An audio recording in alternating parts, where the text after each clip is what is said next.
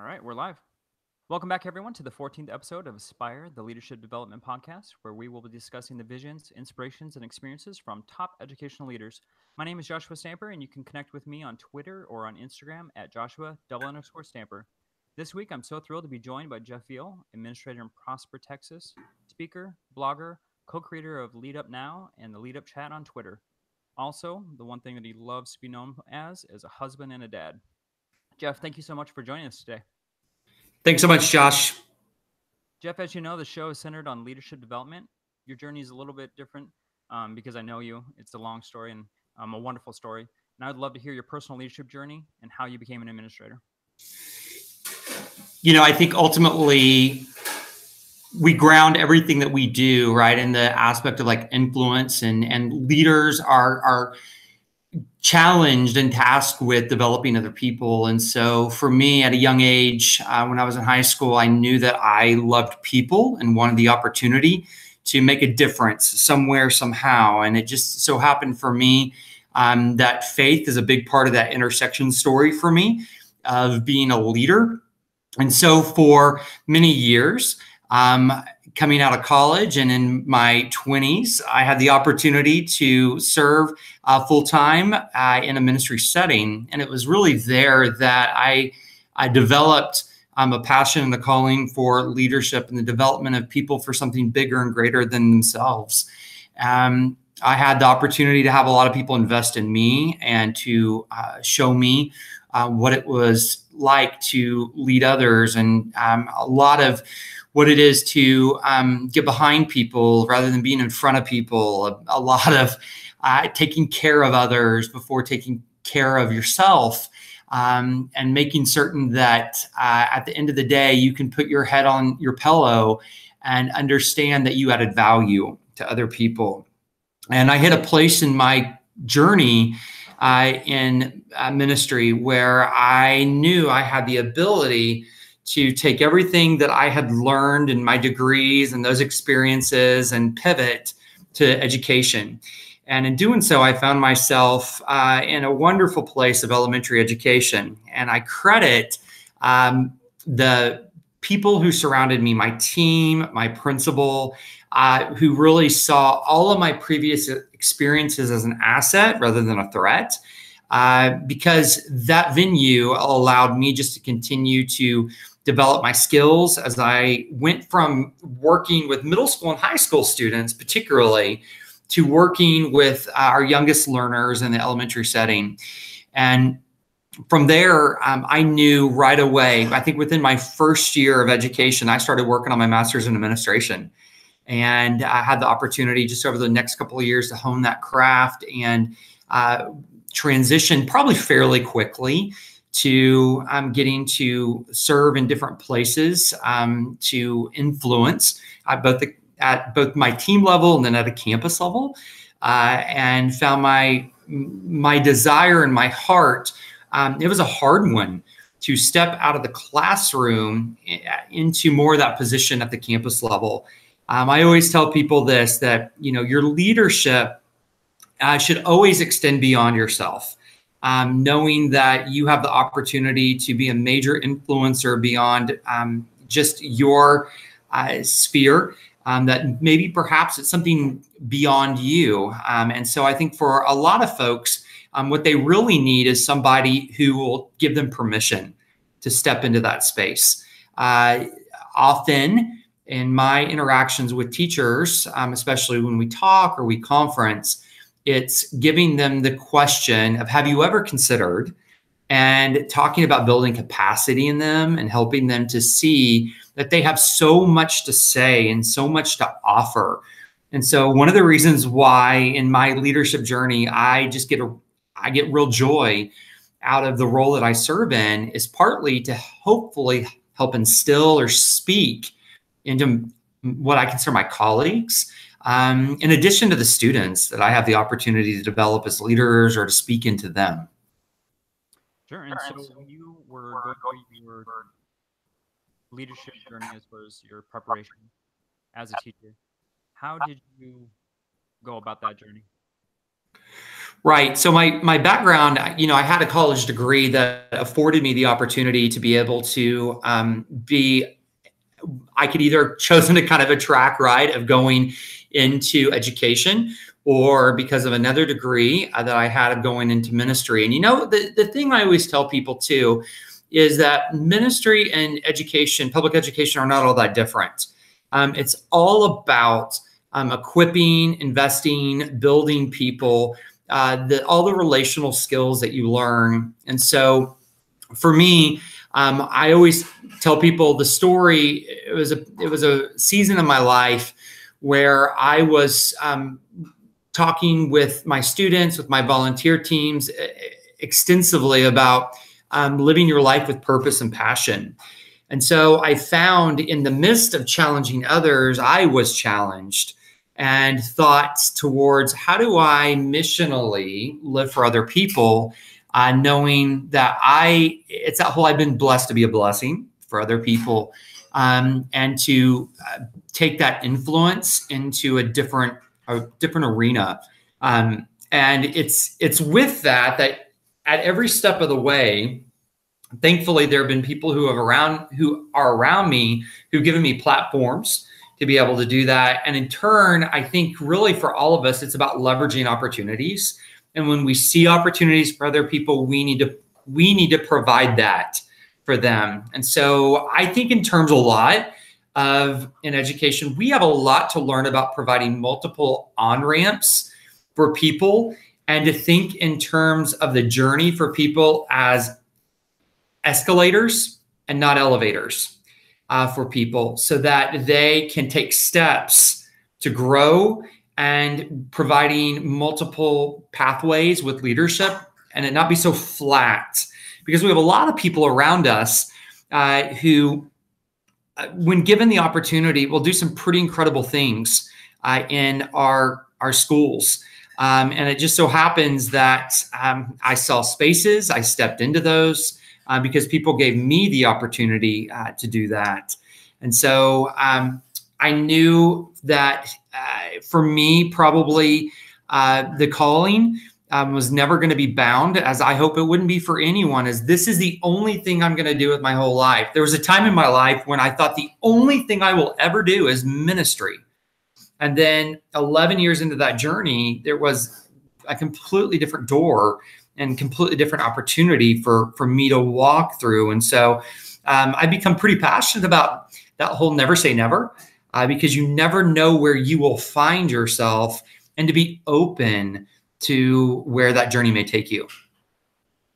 When you first became an administrator, what was the most difficult part about the transition?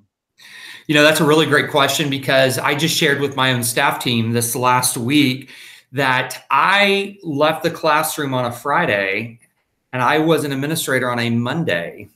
And so I had come back into a school year completely prepared to be able to just really invest in my students, invest in my kids, and the opportunity presented itself. But I didn't personally prepare myself mentally and emotionally of what that would look like, to have to leave my students, leave my parents, leave a campus that I was heavily invested in, and literally go all the way across town to a different culture, a different leadership, different dynamic, where I was very used to building the kind of relationships with my students that I had. That was a big transition for me within 2 days to wear a completely different hat. Thankfully, I had a lot of folks around me who let me fail forward and learn and grow. And it's one of those, I tell people that it was definitely a baptism by fire, and a bit of an unusual experience. And I know that, again, I was put into that place for such a time as this, right? If I wasn't thoroughly equipped to do it, the opportunity wouldn't have presented itself. However, I would say that for me, so much of that learning curve was truly just about acclimating myself into a completely different culture than the one that I had been a part of. And for a while, just in complete honesty, because I think that's very important for people, that you may feel a bit like a foreigner versus a native, and that's okay, because you are building your skill set, and you're listening to people, and you're building trust, and you are showing and demonstrating that you are there to learn and not to walk through the door with 60 of your own really great ideas ready to change things. I knew that was important in light of the fact that I was moving in straight from the classroom midstream after people had already gotten their year up and running. And so I think that people showed me a lot of grace, especially those first months. What are some characteristics that you believe every leader should possess in a similar position? It would be easy to say all of them, right? But the truth, I think, is just right from the beginning. You have to demonstrate yourself as trustworthy. You have to build credibility with other people, and it probably doesn't start with talking. It probably starts with listening. You need to demonstrate a characteristic of empathy and a desire with which to understand a different point of view than the one that you currently embrace, perhaps, or that you own. Again, there are so many opportunities that we have as leaders to think about the kind of questions that we ask our people when we walk into a position that can help us to be better informed. Simple questions such as, tell me more about, or what are your thoughts on? And so I do believe an important characteristic is being someone who is adept at asking questions and is inquisitive. That curiosity piece is really important. It allows you to not only demonstrate the fact that you are a learner. I think it's important too that it demonstrates a sense of humility, and that I don't have all the answers. You are way better informed than I am, and I will reach a much better decision with you if I have all the facts laid out before me. I think finally, there are more for sure, but I think one of the other important pieces here for me personally is a sense that we're collaborative. I think that leaders in today's environment and culture have to be collaborative with their people. And you need to be open to understanding that, all of us is better than one of us.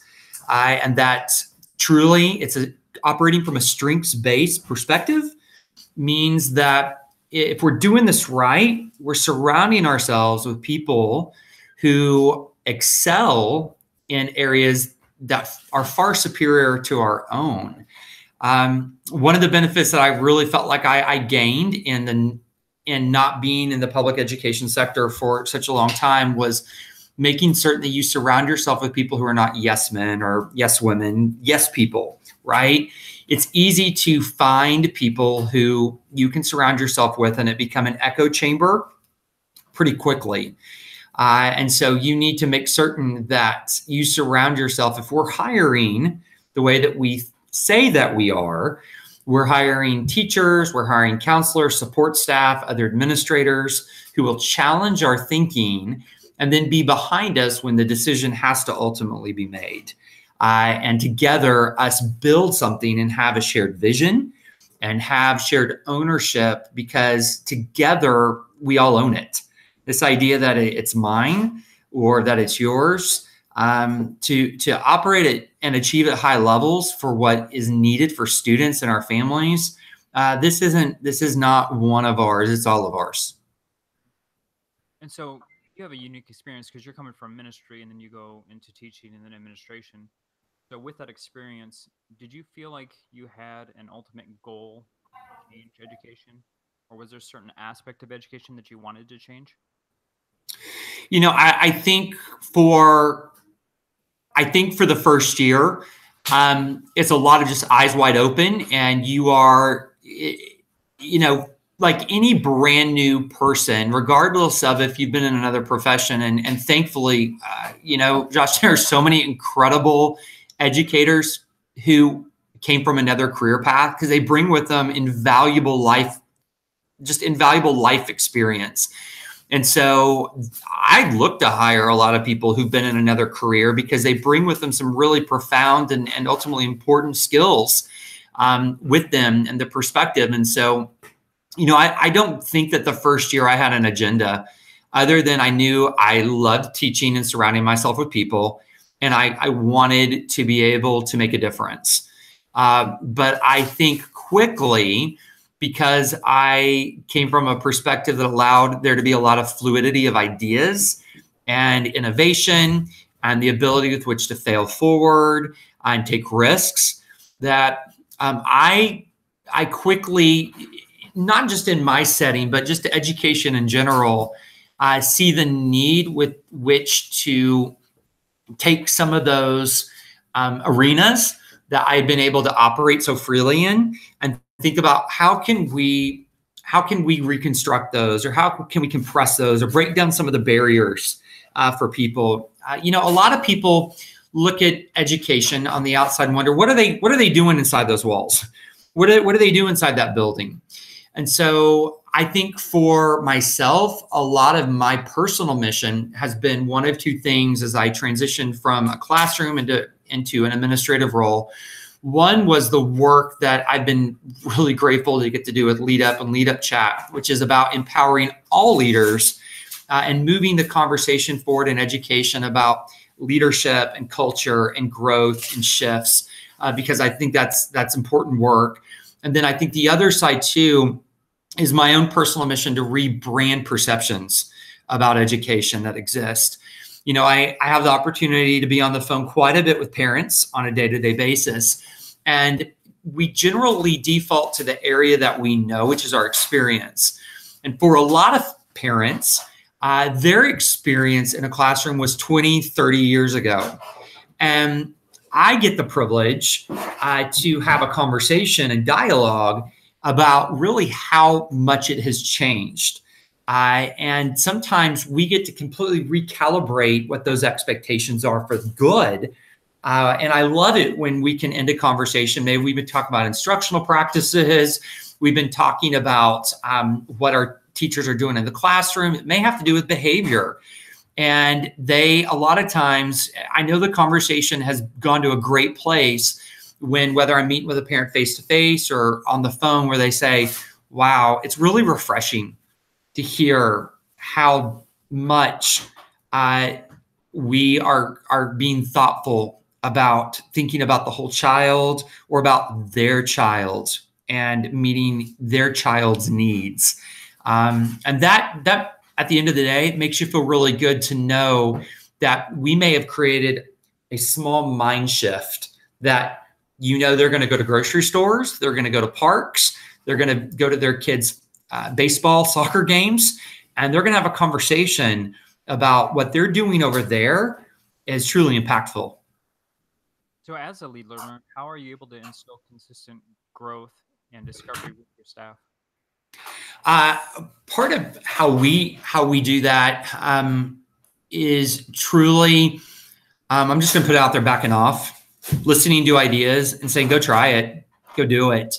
Having a culture and an atmosphere that allows people to create. We put a real emphasis this year on my campus of creating a culture that, and you fill in the blank, and some of ours is caring, communicating, cultivating, connecting, creating. And so for us, it begins with the leadership, giving permission for people to think and to explore. And so when ideas come, allowing them to do that. Something else that my district has done is they've created a RISE program. And so our teachers get to submit these really amazing proposals of things that are, I don't like to use the word outside of the box. I like to think expanding the box or looking to really work within the box and push the boundaries. From that, we get to mentor them on our own campus, and they get to see it working in their own classrooms. We try to empower our PLC leaders and our grade level cross-curricular teams to think about how can we take this idea and make it better. This isn't just any one of ours. And so that happens in those collaborative conversations. That happens with ideas. We just had a teacher-led team on our campus who just from their own desire created a really amazing organization around this whole idea of providing opportunities for teachers to build culture and to be innovative. And it's not administratively led at all. It's all from within. So you got something going right when you have from the grassroots people who feel permission to collectively organize, come together, know that we aren't, hopefully if we're doing it right too, that as an administrative team, that we're not just accessible, but we're approachable. And that ultimately we want to be both.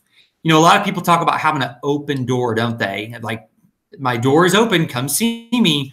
But there's a difference between being accessible and approachable. Am I approachable with your ideas? Am I open to the possibilities? And then again, if we're thought partners with each other, we're going to push back and forth. And hopefully in the end, it's all grounded in, is this going to be a win at the end of the day for our kids? And is this something that's going to benefit our learning community? And I'm glad you brought up campus culture, because for administrators, that's a really big topic. What do you think is the biggest barrier to a healthy campus culture? I think, again, everything comes down to communication and how we cultivate our expectations. Whether you're in the classroom or you're on a campus, people will rise to the expectation you set for them. And so if as a leader, I have a very low expectation of what people are capable of doing, then that's probably what I'll get. However, if I have a culture where I am intent on not having blinders on, but making an investment in both the intangible and the tangible, then we can go somewhere. And it's in communicating and being honest about where you are, where you want to go, setting some targets and goals for those pieces. And we tend, we tend to sometimes want to come in and overwhelm a campus by changing everything. Well, it's understanding that there is a culture that's in place. It may not be healthy, but there's a culture. And our goal is we need as many people rowing the ship with us as possible, not people ready to jump off the ship or having people walk the plank. And so as we communicate healthy expectations, as we listen to people, as we communicate with all stakeholders, what we start to find is that people have a voice, and then the voice turns into action. And then from there, the idea is that people feel a sense of ownership in this being something that we're doing together. And maybe this is the piece that a lot of people don't want to talk about, but over time, as you start to shift a culture on a campus, you may have people who see it, look around, see the other teachers, see kids, see families who have really caught the spark of what's happening. And they may self-select and decide, this is not the place where I want to be. And as leaders, we should never want to be in a place where we encourage people to leave our building. However, we also need to be in a place to encourage people to understand that you need to go where you grow and where you feel that you can be the biggest difference maker. And so again, creating a culture of high expectations, of support, where we know that all of us together are going to be responsible for the messaging of that is critical.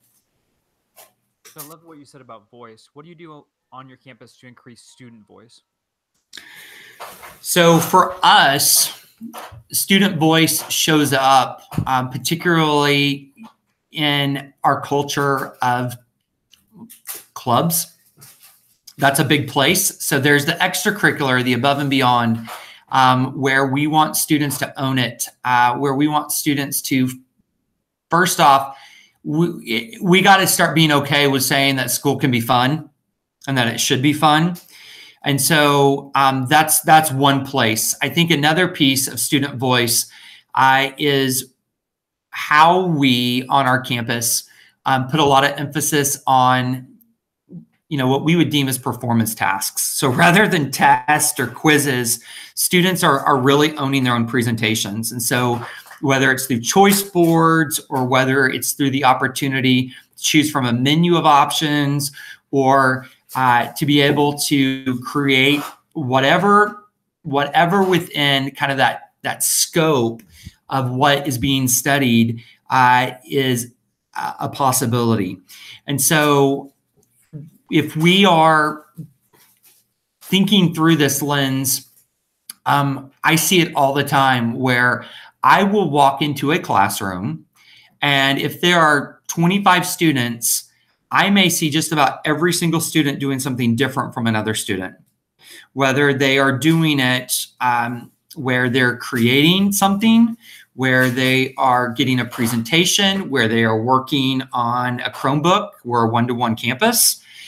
So student voice and it being authentic to where they're able to demonstrate their ideas. They're able to show what they've come up with, what they've created. We also do it simply by having conversations with our students. We try, at least I try to routinely stop and just kind of have a conversation and interview with a kid. Tell me what's going on in this class. Tell me what's happening with this.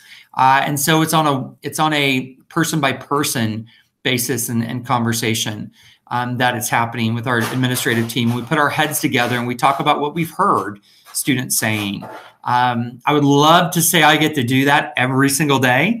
But sometimes, as we all know, the tyranny of the urgent or some other commitments keep us from having those conversations. But that's a place that's really important to us with student voice. Our teachers, I feel, do a really great job. And I would encourage all educators that your teachers are having a pretty steady stream of formative feedback from students. So I know that most of our teachers, when they are doing anything at the end of the backside of a project or a presentation, will get that feedback from students. They'll collect it in some way, whether it's going to be through a Google form or whether they're just having a classroom conversation about what worked, what didn't work. Again, all great teachers know that if something's not working, their kids are going to tell them. And the smart ones will stop, make the adjustment, say, wow, okay, we're gonna rethink this and move forward. And the kids will go there with you on that piece. But I would love to say for us that we do it by having, these, advisory councils, or we have these like weekly meetings with students in a really formal setting. It tends to happen more through our classrooms, through our clubs, and through just really organic conversations. Mm-hmm. And in addition to your admin position, you blog and are very active on social media. How do you find your voice beyond the campus? For me, it's been such a release and an opportunity to be able to hopefully take the things that I get to experience and either encourage or empower someone with that. There is an opportunity when you do this to interact with hundreds or thousands of people in any one day. And so you have a lot of different perspectives and a lot of input.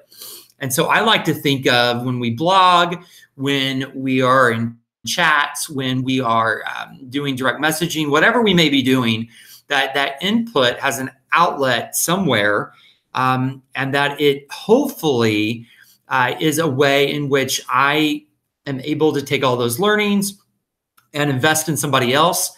But, in the process of all of this, I like to think of it a lot less about what I'm giving to other people, but what I'm learning.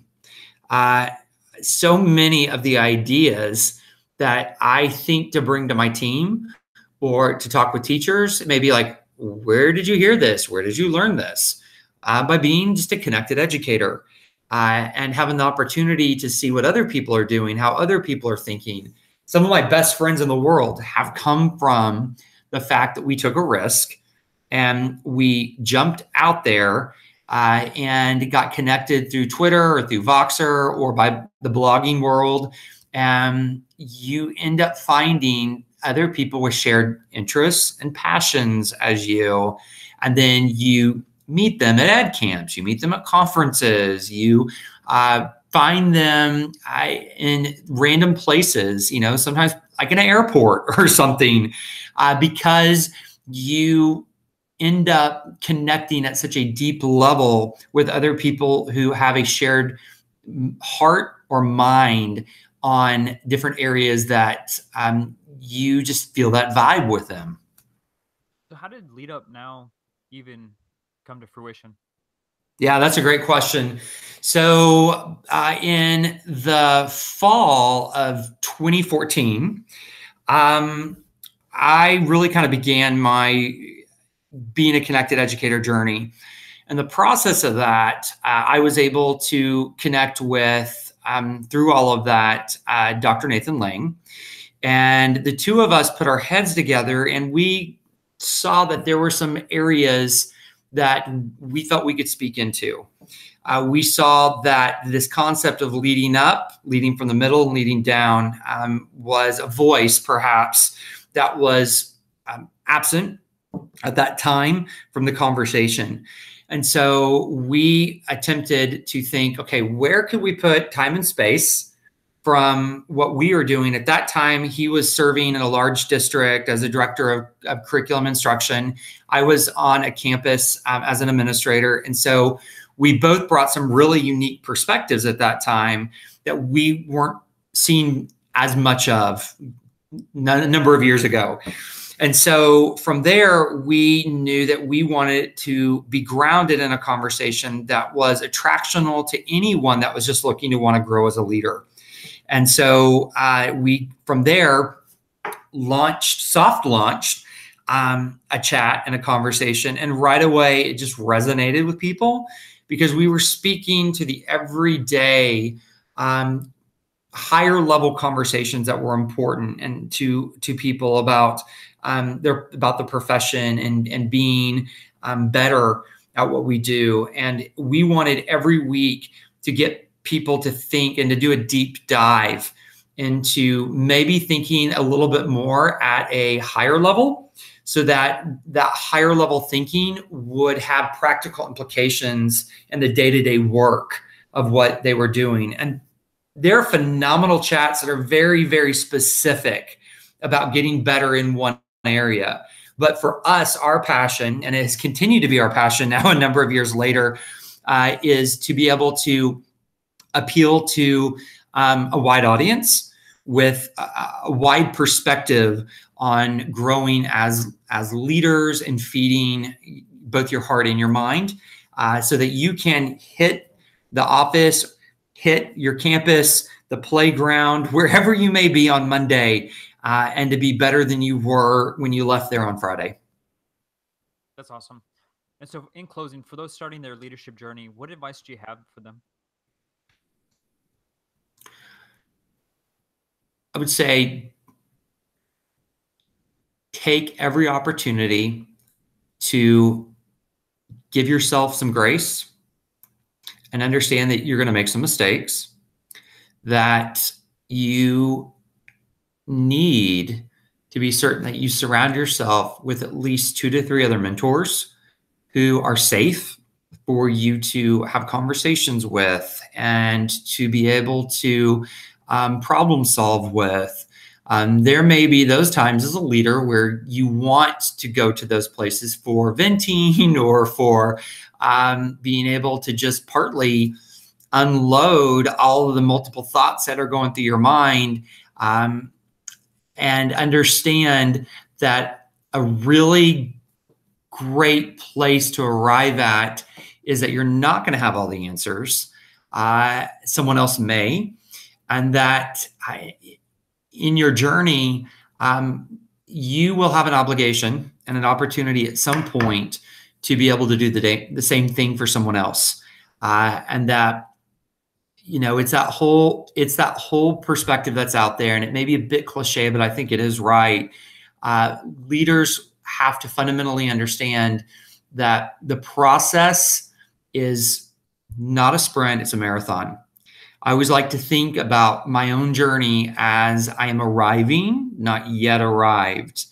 That the minute we all think that we're done, I've grown enough as a teacher, I've grown enough as a leader on a campus or in the central office, is one of two things. Either today I'm fooling myself, or maybe if I think I'm at that place, maybe I need to consider something else. We don't want that mindset in our students of like, well, I've learned everything, I'm done. I want to encourage other people and myself to have the mindset that says that there is always something to learn and there is always something to teach. So how can our listeners connect with you on social media? There's a variety of ways to be able to do that. I would say the best and most direct way is through Twitter. My handle is @Heffrey. And I get that question of why @Heffrey? Well, that started years ago, back when I had a Twitter handle in 2008, back when we used to text Twitter and you used a numeric code to send that. And some people are like, whoa, that existed. Yes, it did at one time. So @Heffrey is one way. Another way to connect with me is through a blog that both my wife and I share and write together. jhveal.com is a way to do that. Those are probably the two primary ways to stay connected with me, as well as being connected through @LeadUpNow or #LeadUpChat. And whether it's myself or a team of other from the leadership team, one of us is always on every week as we have our chat on leadership and connecting leaders, because we want to see leaders be better. And this is probably a shameless plug, but I'm going to do it anyways. But Jeff and I are writing a blog series. And so for the listeners, definitely check that out soon. We'll be posting the first blog post and hopefully this week. Please continue to check out the Aspire podcast on SoundCloud and iTunes and share your ratings and reviews. Don't forget to use the Aspire Lead hashtag as you continue the conversation on Twitter. Jeff, thank you so much for being on the program. Thank you.